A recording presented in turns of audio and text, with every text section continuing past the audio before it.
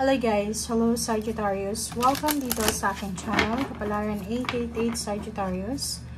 Alamin natin kung anong messages, vibration, gabay, energy para sa inyong lahat. Kay general reading, so pwede kang makaresonate. Gamitin mo yung intuition sa panonood. Sagittarius, I hope na makuha mo yung energy. Okay. Okay, Sagittarius, dalawa yung unang barahan lumabas sa'yo.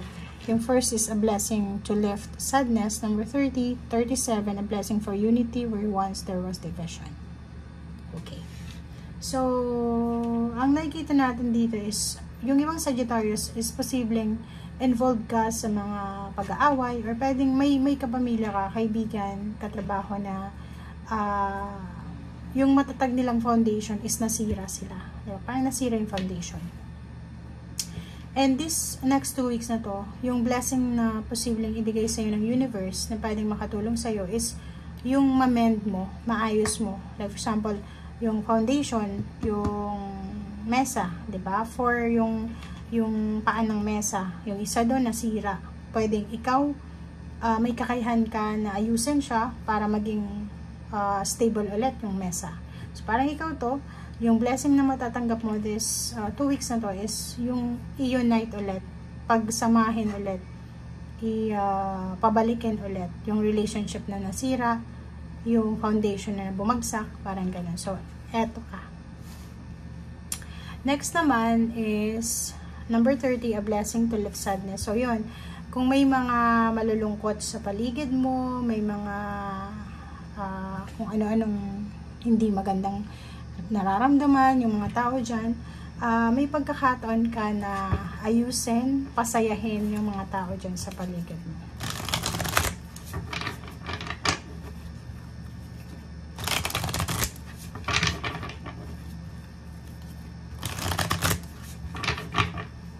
Okay. Okay, positive movement forward. Ang galing na ito guys. So, nakikita natin dito na isang positibong step or movement, action, pataas, forward movement, lalo na sa usaping pera. So, pwedeng may ibang Sagittarius dito mag-iisip ng career move, career change. Pwedeng maraming mga pagbabago na maganap sa'yo. Okay?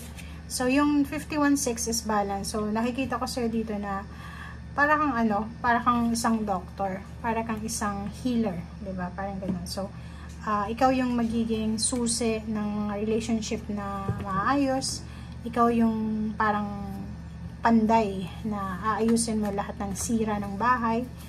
Para kang Panginoon na sinasabi dito na ikaw yung mag-aayos ng mga relationship na hindi pantay, yung mga relationship na away ng away, yung relationship na hindi magandang.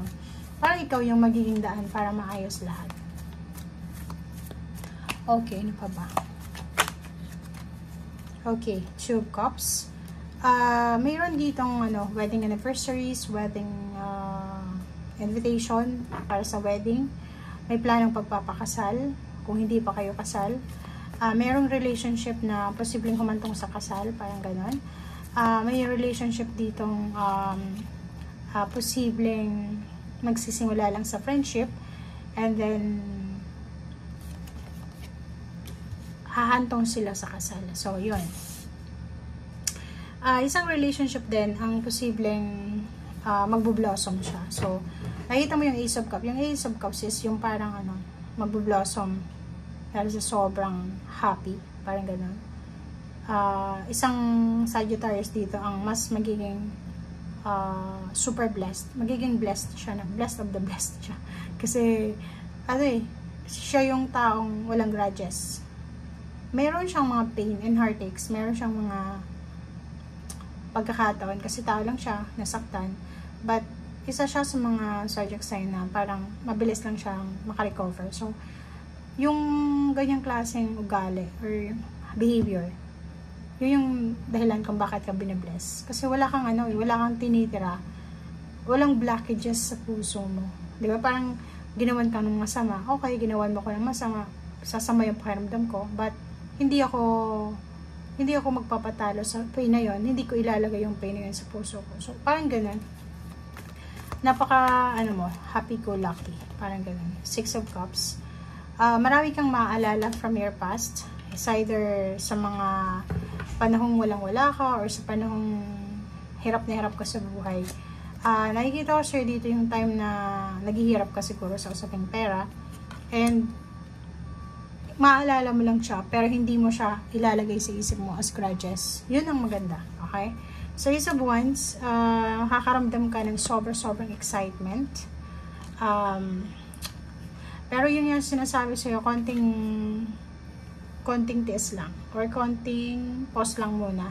Okay, huwag tayong maging excited, huwag tayong maging exaggerated sa ating nararamdaman kasi minsan yung exaggeration ng nararamdaman natin is nasisira yung diskarte nyo. So kung may mga plano kayo dito kasal, plano yung mag-travel, plano yung magkasal, plano nyo nang magkaroon ng okasyon, wag nyo munang madaliin siya, okay? Plano mo magbuntis or magkaroon ng baby or paano pa man, wag mong madaliin, okay? So, Strength card, sa usaping relationship, napaka-strong ng relationship mo ngayon.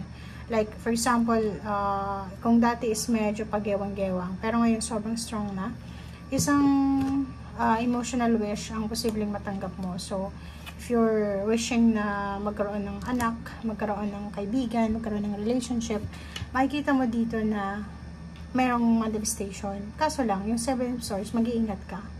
Ingat ka sa Gemini or ingat ka sa mga tao na papapasukin mo sa buhay mo. Ang 7 of Cups, sinasabi sir dito ng 7 of Cups na kailangan mong magsettle sa kung ano yung deserve mo. Huwag kang magsisettle sa mga bagay, sitwasyon, relationship na hindi deserve mo. Okay? Sabi sir dito, 4 of Cups, maghintay ka. Sa usaping relationship, huwag kang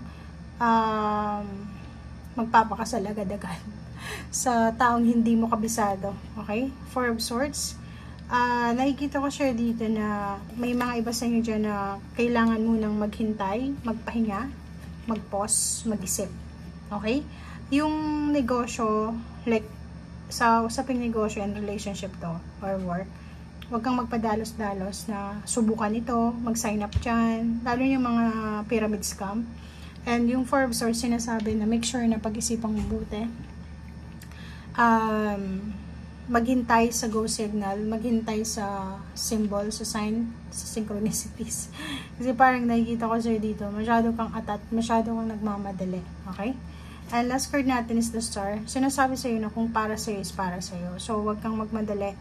As long as na panghawakan mo yung pangarap mo na yan, still, kahit ilang taon ka pa, makukuha at makukuha mo siya. Basta huwag kang magmadali. Okay? Thank you guys. Bye!